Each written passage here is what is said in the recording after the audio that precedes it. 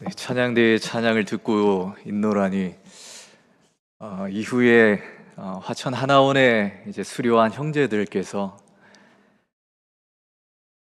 교회에 가시게 되거든 이렇게 하나님 앞에 찬양하는 이제 그날이 보이는 것 같아가지고 제 개인적으로 은혜가 많이 되는 것 같습니다. 우리 박수로 한번 격려했으면 좋겠습니다.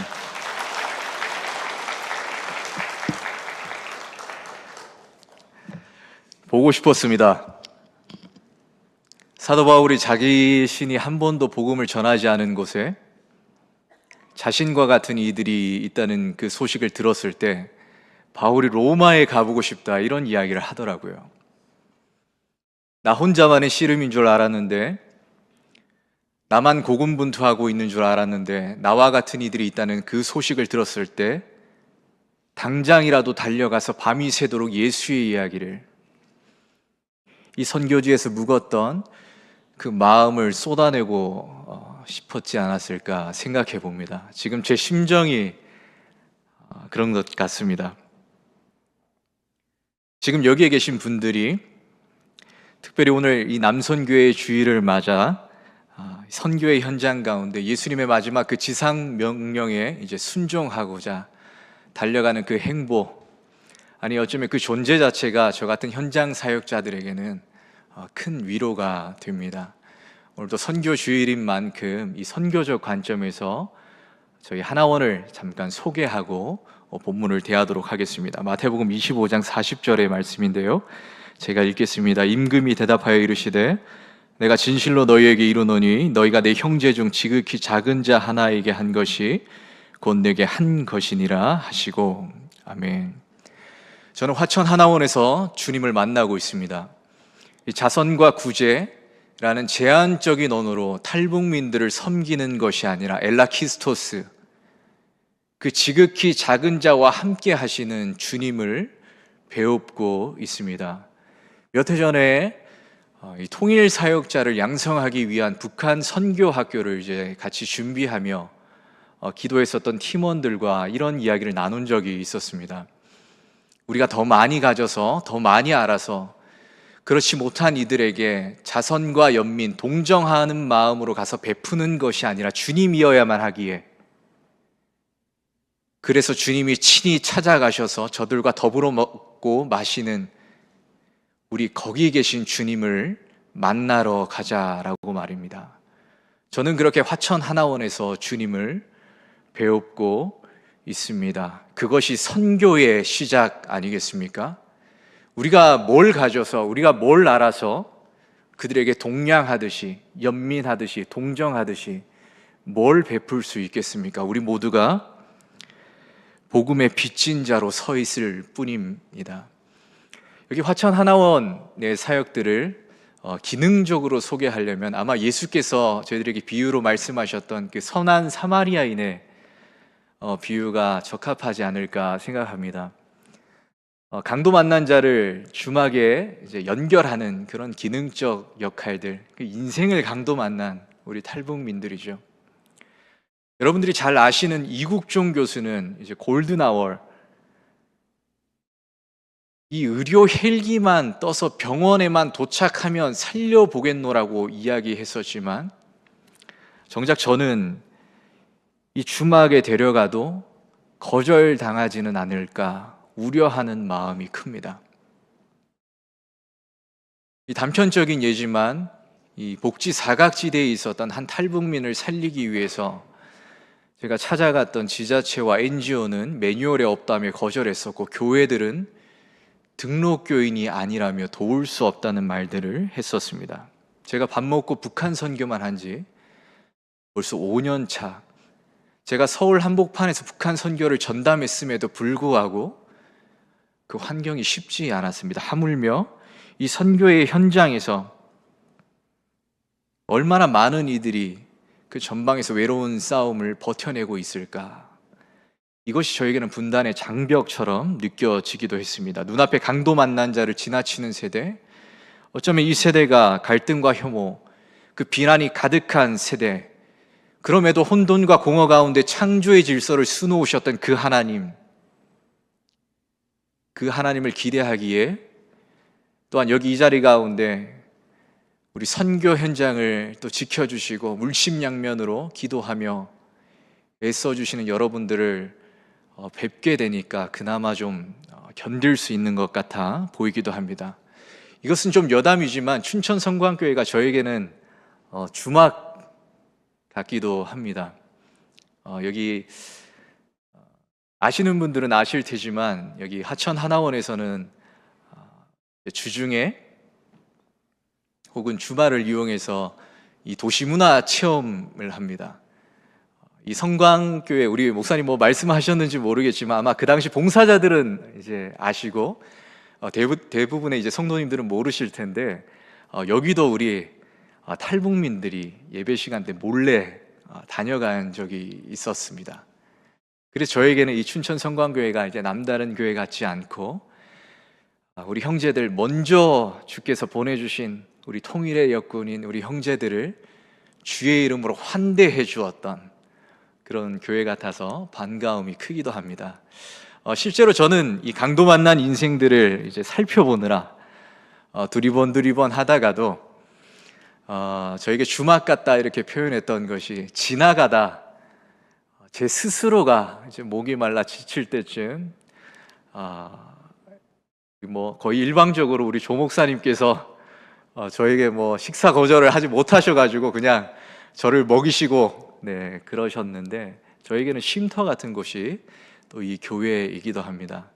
뭐 이런 우스꽝스러운 얘기들을 좀 나눴지만 복음 통일의 비전과 민족 복음화의 염원이 우리의 마음과 기억에서 흐려지고 지워져 가는 이 시대 가운데 특별히 오늘 남선교회 주일을 맞아서 잃어버린 영혼을 향한 아버지의 분명한 뜻이 그 목적이 있는 줄로 믿기에 주께서 이 시간을 허락하신 줄로 믿습니다.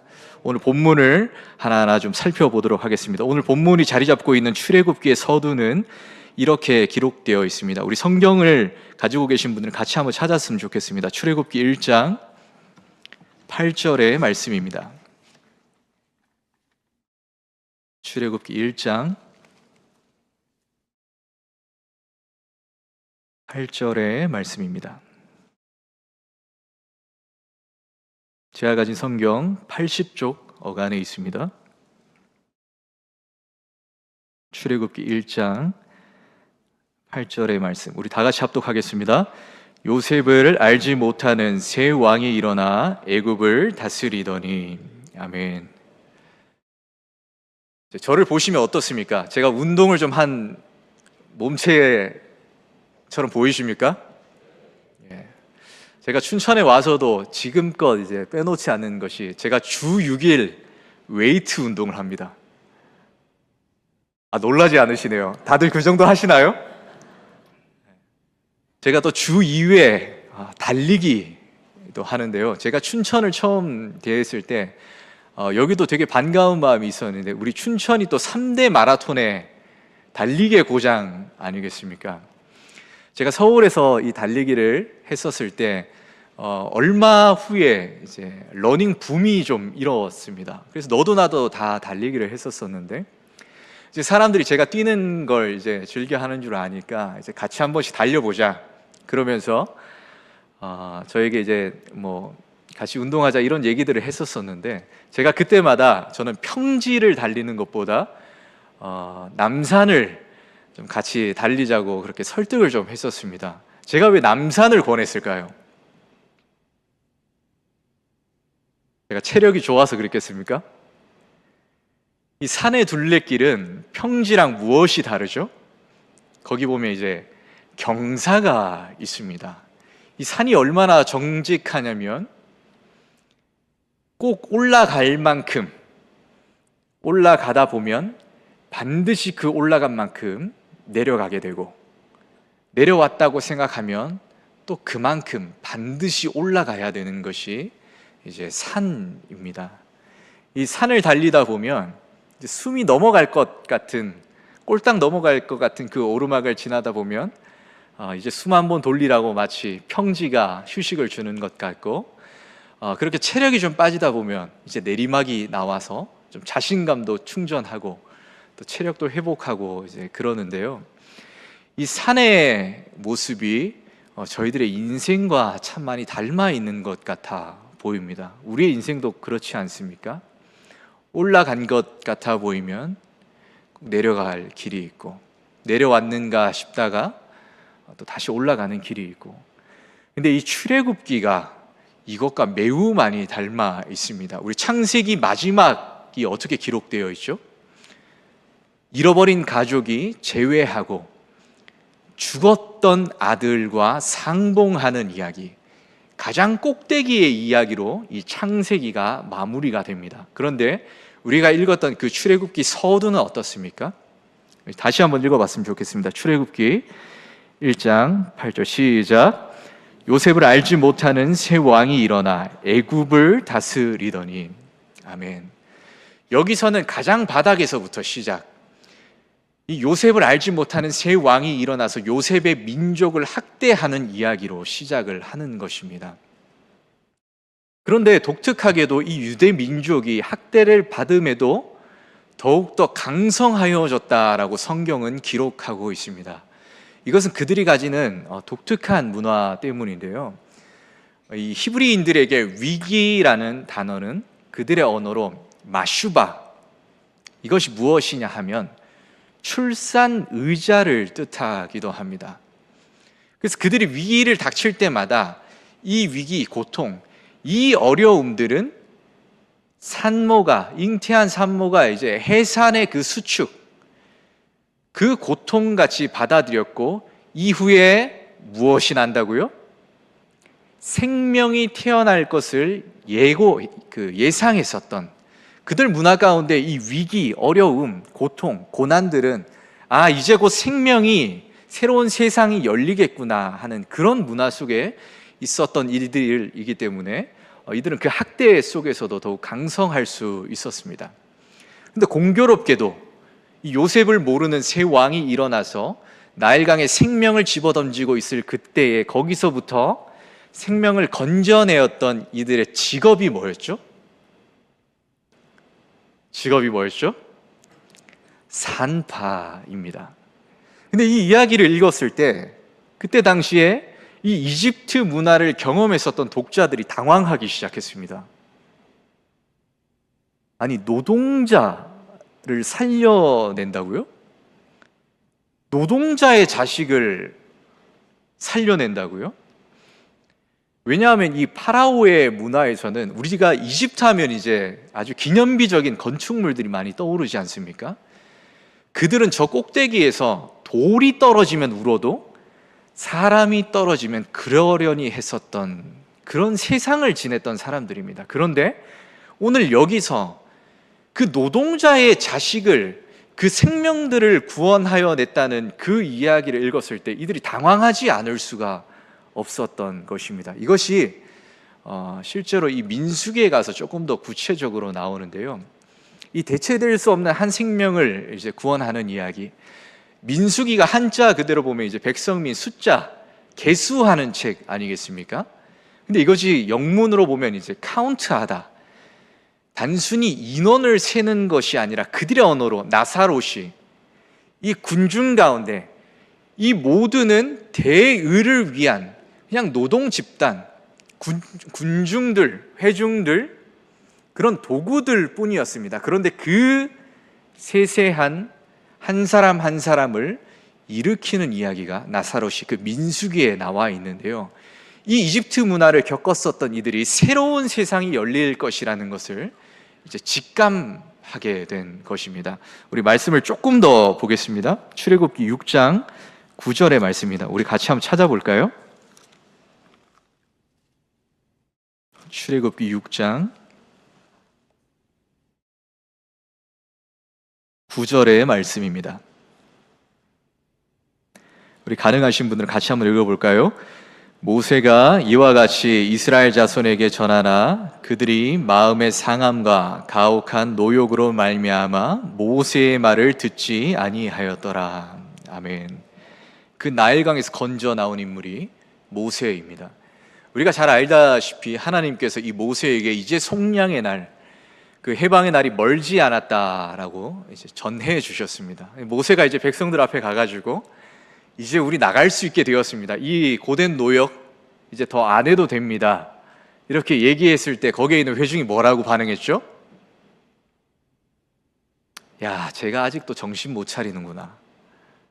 제가 아직도 일이 편한가 보나. 왜냐하면 그들은 눈앞에 있는 그 고역과 노역을 견디기에도 힘든 벅찬 그런 일상을 살아가고 있습니다. 내일을 꿈꿀 수 없는 노동을 하고 있었다는 거예요. 그런데 그 리더라는, 지도자라는 양반이 삶이 좀 윤택한지, 이제 편한지, 우리가 이 애굽의 압제로부터 나갈 수 있다는 그 허무맹랑한 이야기를 하고 있었던 것입니다. 그런데 우리는 잘 알지 않습니까? 이 유대 민족이 애굽에서 나왔나요? 거기 머물러 있었나요? 혹시 나오지 못했습니까? 나왔나요? 머물러 있었나요?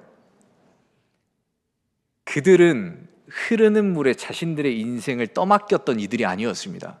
이 고대의 종교 문화에서는 신탁, 운명이라고 하여서 그 운명, 그 신탁, 정해진 그 운명을 이제 거스르지 않았던 지배적인 문화가 있었습니다. 우리 그리스식 비극 대표적인 것이 이 오이디푸스 이야기를 통하여서 우리들에게 많이 알려져 있죠. 이 오이디푸스 이야기가 어떤 내용이죠? 이 오이디푸스가 그 당시의 신탁, 그 운명을 바꿔보기 위하여서, 거절하기 위해서 도피했었던 그 도망길의 그 운명을 만나 자신의 아버지를 살해한 아주 비극적인 이야기입니다. 그 당시 고대 중동의 문화가 그랬었습니다. 그 지배적인 그 신탁, 운명이 가득한 사회에서 이 유대 민족은 그 운명을 받아들이는 민족이 아니라 저항했었던 것이었어요. 흐르는 것에 그저 우리들의 인생을 맡겨놓은 것이 아니었던 것이죠. 그래서 이들이 나왔던 것입니다. 그 저항의 세대가 그 애굽에서부터 나와서 그들이 선택했었던 직업들이 무지와 싸우기 위하여서 교사가 되었고, 이 질병과 마주하면서 저항하기 위하여서 의사가 되었고, 불의와 맞서 싸우기 위하여서 법조인이 되었던 것입니다. 오늘날 자본주의 시각에서처럼 단순히 돈과 명예를 쫓았던 이들이 아니라 우리를 이 압제로부터 하나님께서는, 그 공의롭고 의로우신 하나님께서는 우리를 이곳에서부터 유린하지 않으실 것이라는 그 믿음의 확신이 있었기 때문에 그들은 거기서부터 나오게 된 것입니다. 그 오래전에 한 미국의 저널에서 한 여성이 살해된 사건, 그것을 그냥 지나쳤던 38명의 목격자라는 내용의 기사를 낸 적이 있었습니다. 이것을 연구했었던 심리학자가 인간의 심리를 이렇게 표현했었습니다. 이 상황을 보니까 이것은 인간의 심리 안에, 그 뇌구조 안에 그 다원적 무지 혹은 방관자 효과라고도 불리는데요. 인간의 심리가 무엇이 있냐면, 다원적 무지가 말은 좀 어려운데요, 공적으로는 다 따르나 개인이 그 순간을 마주했을 때는 진실이 드러나는 그 어떤 속내, 이걸 다원적 무지라 하고, 그 나머지 반대, 그 방관자 효과, 이것은 우리의 일상에서도 흔히 겪을 수 있는 것입니다. 이것이 무엇이냐 하면, 이제 누군가는 하겠지. 이 사고 현장에 가보면 꽤 많은 사람들이 사고를 수습하러 그곳에 모여 있음에도 불구하고 한참을 이제 구급차 하나 오지 않았었던 해프닝이 있었다 그래요. 거기 있었던 사람들 모두가 다 어떤 생각을 가졌죠? 누군가는 이제 신고했겠지. 그런 생각을 가지고 방관의 형태, 이 책임감이 이제 분산된 것이죠. 이제 그런 상황을 마주하는 것들이 이제 반복되면서 어쩌면 우리가 살아가는 이 세대 자체가 이 선의가 마냥 선의로 그치지 않을 때도 좀 많이 있는 것 같아 보입니다. 누굴 도우려 했다가 이 송사에 휘말린다든지, 선의가 선의로 그치지 않는 그런 세대 속에서, 이것이 이제 국가관이랑도 좀 밀접해 있는데, 이 반나치 운동을 했었던 그 마르틴 리멜러라는 그 목사님의 그 시가 사람들에게 이제 선동적인 글로 소개된 적이 있었는데요. 제가 잠깐 소개하려고 합니다. 그들이 처음 공산주의자들에게 왔을 때 나는 침묵했다. 나는 공산주의자가 아니었기에. 이어서 그들이 노동조합원들에게 왔을 때 나는 침묵했다. 나는 노동조합원이 아니었기에. 이어서 그들이 유대인들을 덮쳤을 때 나는 침묵했다. 나는 유대인이 아니었기에. 이어서 그들이 내게 왔을 때 그때는 더 이상 나를 위해 말해줄 리가 아무도 남아있지 않았다. 만약 이 이스라엘 백성들이 눈앞에 고역을 두고 하나님의 비전을 외면하고 거기에 참여하지 않았다면 그들은 여전히 그 애굽 땅에 머물러 있었을 것입니다. 근데 그 저항의 세대가 새로운 물결을 일으킨 것이죠. 성경을 조금만 더 보겠습니다. 우리 출애굽기 12장 26절에서 27절까지의 말씀입니다. 출애굽기 12장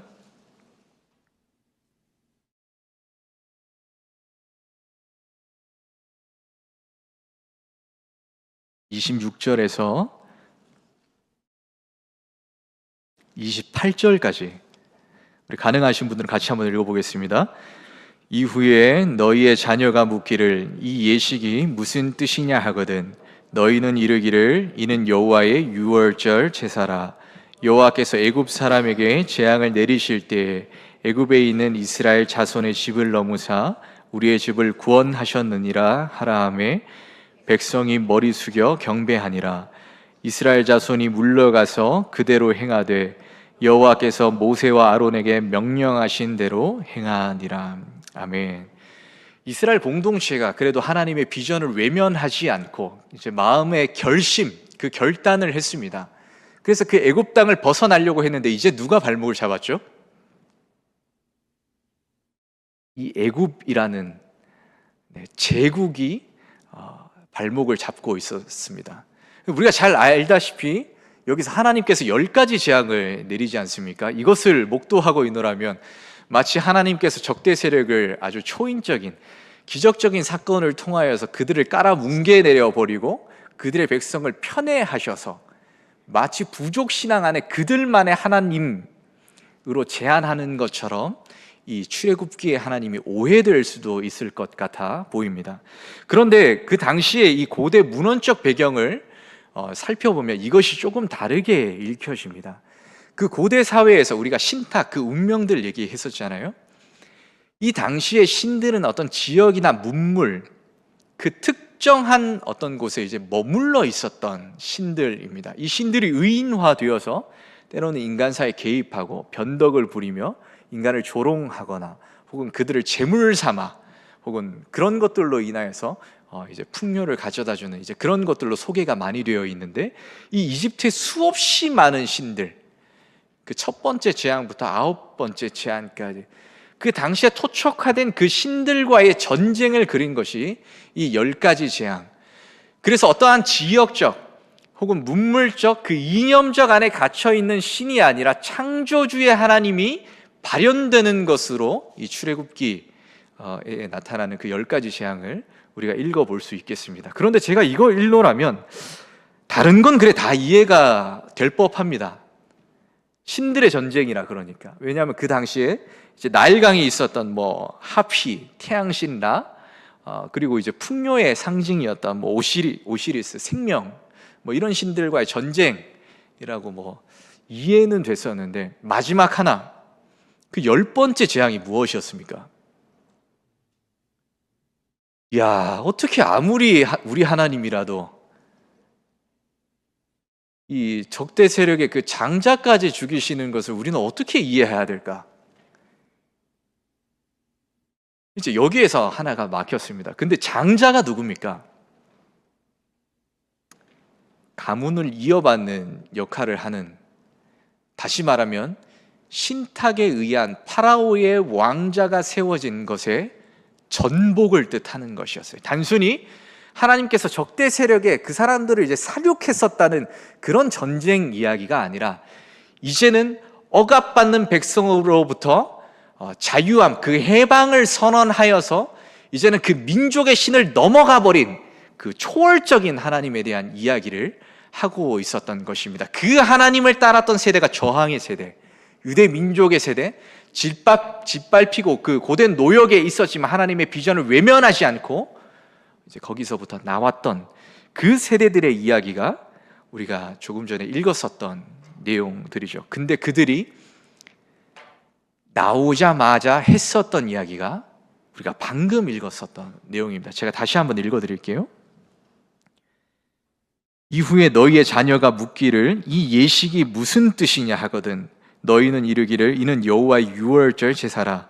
여호와께서 애굽 사람에게 재앙을 내리실 때 애굽에 있는 이스라엘 자손의 집을 넘으사 우리 집을 구원하셨느니라 하라 하매 백성이 머리 숙여 경배하니라. 이스라엘 자손이 물러가서 그대로 행하되 여호와께서 모세와 아론에게 명령하신 대로 행하니라. 이들이 그 격렬한 기적적인 구원의 사건을 경험한 이후에 가장 먼저 했었던 것이 예배를 드렸다 그럽니다. 새로운 세상에 대한 우쭐거림, 승리의 어떠한 것들이 아니라 이들이 선택했었던 것은 바로 예배입니다. 여기서도 가르치라는 그 말을 하는 것이죠. 여러분, 예배가 무엇입니까? 이들의 기억과 이들의 전승과 이들의 삶 속에서 민족의 정체성을 뜻하는 바는 이들이 과거 자신들의 선조들이 지나왔었던 것을 이제 후대들에게 계속해서 전달하는 그 과정이었습니다. 이 과정이 자신들의 민족적 정체성을 확립하는 그런 계기가 되었는데 제일 먼저 했었던 것이 바로 예배라는 것입니다. 그 민족을 지킬 수 있었던 것이 예배였고 그 민족을 이어나갈 수 있게 한 동력도 이 예배 현장 가운데 나와 있습니다. 만일 오늘날 우리들에게 우리의 삶의 존재 이유를 물어본다면 우리가 누구이며 어디서 왔으며 무엇을 하며 살아가야 할지 사실 그것에 대한 근본적인 질문이 어쩌면 이 예배 안에 있을 수 있겠다 그런 생각을 해볼 수도 있을 것입니다. 여러분, 예배에 대한 것들이 얼마나 중요하냐면 제가 화천 하나원에 있습니다. 이 하나원은 안성과 화천, 안성에는 이제 여성들이 남한에 오면 거기에 머무르고 제가 있는 화천에는 이제 형제들이 계시는 곳입니다. 그래서 제가 우리 남성으로만 구성된 찬양대를 보고 야, 우리 형제들께서 나중에 이런 이제 생각을 하게 된 것이죠. 제가 있는 하나원에는 주일마다 한 20여 개의 교회가 이제 돌아가면서 이 예배에 함께 참여하는데요. 사실 이 예배에 오시는 분들이 그닥 이 사역에 도움은 크게 안 됩니다. 왜냐하면 이분들이 하나원에 왜 오시겠어요? 인물이 훤칠한 저 보러 오시겠습니까? 이분들은 탈북민들을 만나고 싶은 거예요. 그러니까 동물원에 원숭이 구경하러 오듯 이 탈북민들을 만나러 와서 이제 그들의 정보를 캐묻습니다. 어떤 분들은 의도를 가지고 여기서 인터뷰한 내용을 이제 자신의 업적으로 삼는 뭐 그런 계기도 많은데요. 지금은 이제 그런 분들이 거의 없습니다. 왜냐하면 제가 다 잘라내버렸기 때문에 그런 분들이 많이 계시진 않는데, 근데 그 교회 분들이 이 하나원에 와가지고 사실 특별하게 하시는 일 없이 같이 예배를 드립니다. 근데 그 예배 공간 안에 벌어지는 것을 목도할 때마다 야, 제가 참 이제 눈물이 앞을 가릴 때도 있는데요. 이제 오늘 같은 경우도 이게 녹취가 되나요, 혹시? 뭐 잘 해주시겠죠? 오늘 같은 경우에도 형제들이 많이 없었습니다. 그런데 그 형제들을 만나러 이 교회가 방문을 했는데 그 한두 명의 형제를 만나기 위해서 주일 새벽부터 일어나 짐을 챙기고 여기에 왔던 그 모습을 보니까 제가 교회에서 사역했을 때 그 주일 아침에 왔었던 그 선생님들 모습이 떠오르더라고요. 자기 자식도 키우기 어려운 이 시기에, 이 주말에, 황금 같은 주말에 자기 부모를 동냥하기도 모자른 그 상황에 남의 자식을 복음으로 말씀으로 양육해 보겠노라고 이 아침에 여기 앉아있는 당신들을 보고 있노라니, 이 성경이 마치 박물관에 박제된 그 죽은 것 같아 보이지 않는다고 저는 날마다 실감을 하고 있습니다. 어떤 교회들은 인원이 적어서 오지 못하겠다라는 그런 얘기도 합니다. 그런데 거기서 주께서 보내주신 이 땅의 먼저 온 통일로 우리 형제자매들을 만나기 위하여서 모여있는 그 예배의 현장에서 이제 기적이 펼쳐집니다. 어떤 기적입니까? 탈북 과정 가운데 어쩌면 우리가 이해하거나 공감하거나 감히 위로할 수 없을 만큼의 그 상처와 아픔들을 겪었던 이들이 그 예배 현장 가운데 자기의 상한 마음, 그 깨어진 인생을 어루만지시는 그 주님을 만나는 자리가 이 하나원의 예배 현장입니다. 하나원은 남한 땅 가운데 이 탈북민들이 가장 먼저 마주하는 교회의 모습입니다. 그들이 탈북 과정 가운데 어디 호소할 곳이 없어서 허공에 외쳤던, 허공에 소리 질렀던 그 외침들, 마음에 삼켰던 이야기들, 이제는 그것을 들으시는 하나님을 만나고 자기의 인생을 기다리셨던 그 하나님께서 예비하신 그 교회 공동체를 만남으로 그들이 믿음의 확신을 가지기 시작하는 곳, 이제 그것이 하나원의 예배 현장입니다. 이 예배 가운데 어떤 분들은 이제 본인들이 와가지고 이제 하는 것이 많이 없으니까 가끔은 여기 오는 그런 이유를 이제 상실할 때도 있는데, 그 예배 현장 가운데 말씀으로 일어나는 우리 형제자매들을 목격하면 그분들이 이제 한 명이라도 우리가 가겠습니다, 이제 이런 교회들이 지금 남아 있습니다. 이 예배의 전승이 사실 코로나 이후로 많이 무너진 것 같습니다. 이 동양의 격언에도 한 해를 계획하면 벽실을 뿌리고 10년을 계획하면 나무를 심고 100년을 기약하면 아이들을 가르치라는 이야기가 있습니다. 이 예배 현장 가운데 보시면 요즘 오후 예배 사실 청년들도 아이들도 누가 드리겠습니까? 그런데 바라기는 여러분, 이 예배가 지속돼야 우리를 이 애굽의 압제로부터 해방된 하나님의 놀라우신 경험죠. 우리가 매 순간 사순절을 지나고 있음에도 불구하고 마치 주님께서 우리의 생명을 살려주신 것이 오래된, 어쩌면 우리의 삶 가운데 마주치지 않은 이야기처럼, 죽은 것처럼 우리의 마음과 기억에서 흐려지는 그때 이 예배만이 우리를 다시 일으킬 수 있는 원천이 될 줄로 믿습니다. 특별히 우리 남선교회 주일, 우리 남선교회 회원분들 이 예배를 사모하시기를 축복합니다. 우리 춘천 성광교회 성도 여러분들 이 예배를 목숨 걸고 지키시기를 축복합니다. 우리가 인생의 어둠을 마주할 때 어쩌면 우리는 쓰러질지라도 우리의 마음에 새겼던 이 예배 현장의 기억이 우리도 모르는 사이에 우리의 삶을 일으킬 것입니다. 이 서사를 앞두고 이제 이 이야기를 하기 위하여서 제가 장황하게 좀 설명을 드렸는데요. 오늘 본문입니다. 우리 성경을 조금 더 찾아볼까요? 출애굽기 12장 51절입니다. 애굽 땅에 나왔던 마지막 절이죠. 출애굽기 12장 51절의 말씀, 우리 다 같이 읽어보겠습니다. 바로 그날에 여호와께서 이스라엘 자손을 그 무리대로 애굽 땅에서 인도하여 내셨더라. 아멘. 탈출입니까? 구출입니까? 여러분들은 너무 성숙하고 교회를 잘 아시니까 이것을 구출로 받아들이는데, 우리가 지난 이 서사를 살펴보면 어떤 일들이 있었습니까? 그 나일강에 생명을 집어던지는 요셉을 모르는 그 세 왕, 그 애굽의 압제로부터 생명을 건져내는 이들의 이야기, 그 고된 노역, 어쩌면 내일을 꿈꿀 수 없었던 신탁에 의한 운명이 지배하고 있었던 그 세상으로부터 공의와 정의의 하나님은 우리를 이 인권의 압제 속에서 유린하지 않으실 거라는 그 믿음의 확신을 가지고 저항했었던 세대들이 걸었던 걸음,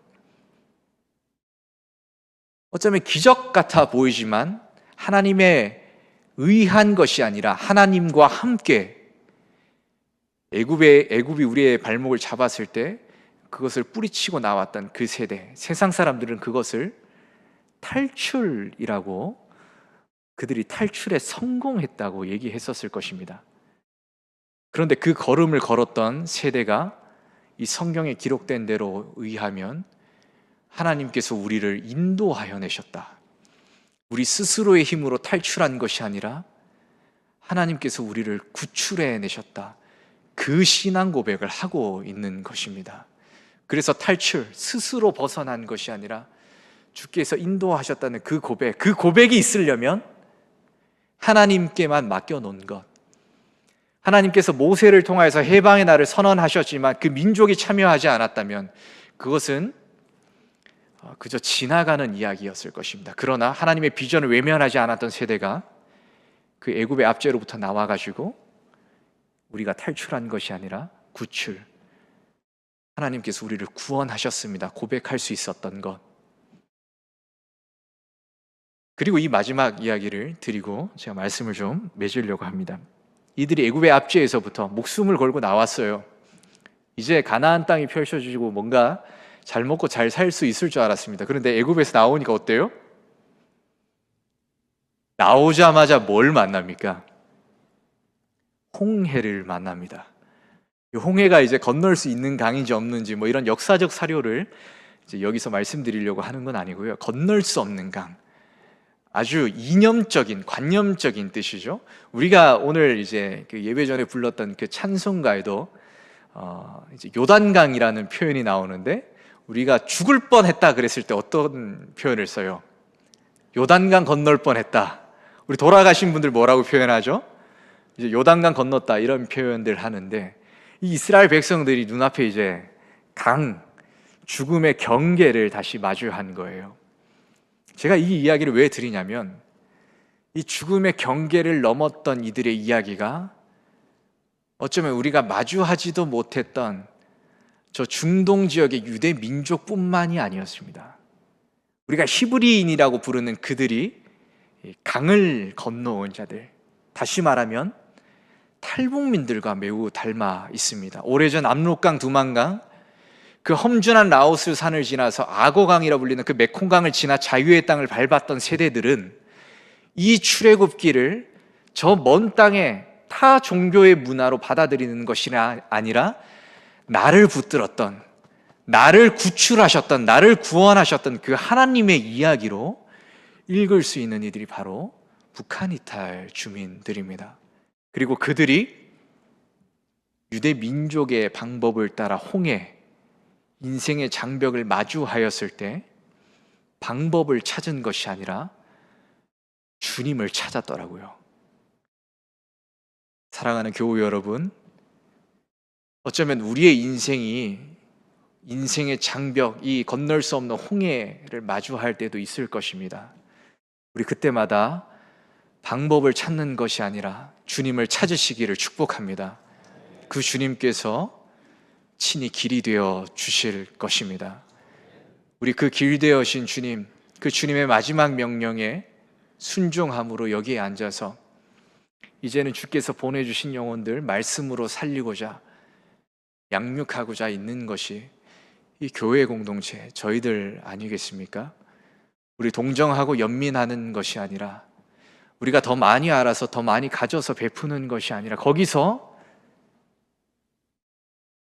우리가 뭔가 나은 것처럼 우쭐대는 것이 아니라 주님이어야만 하기에, 그래서 주님이 저들과 친히 더불어 먹고 마시는 그 자리, 우리 거기 가서 주님을 만납시다. 그것이 선교의 현장이고 우리 믿음의 선교의 동력이 될 줄로 믿습니다. 그 선교의 현장에서 다시 재회하기를 소망하며 말씀을 맺겠습니다. 기도하겠습니다. 하나님 아버지, 떡이 없는 자들에게 떡을 허락하여 주시고 떡이 풍성한 우리들에게는 하나님의 의를 향한 굶주림을 허락하여 주셔서 이제는 하나님 나라가 확장되는 데 주저함 없도록 주의 마음을 부어 주시옵소서.